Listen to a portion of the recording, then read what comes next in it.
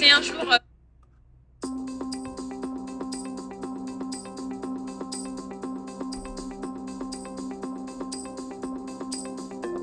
jour plutôt historique, parce que c'est la première fois que je vais emprunter la LGV.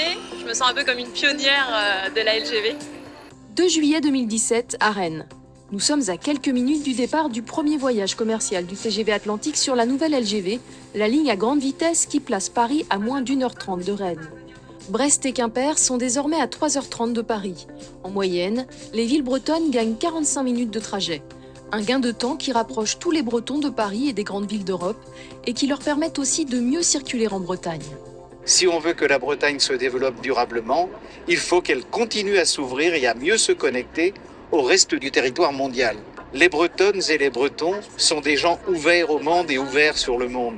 Et je crois que ceci est un élément dynamisant aussi pour toutes les cultures du monde. Je trouve que c'est une réalisation extraordinaire parce que quand j'étais gamine, on mettait 7 heures pour venir à Lamballe, de Paris à Lamballe.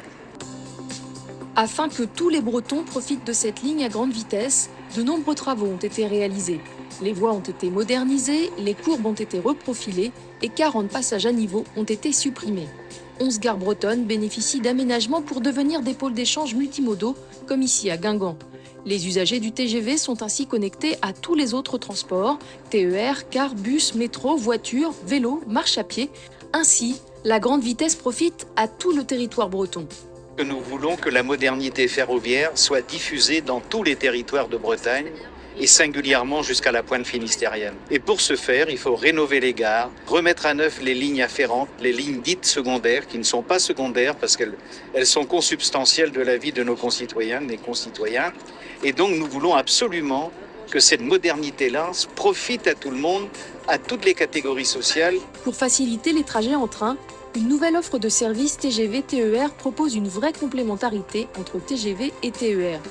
Les correspondances ont été améliorées et les horaires TGV, TER et lignes routières entièrement refondus.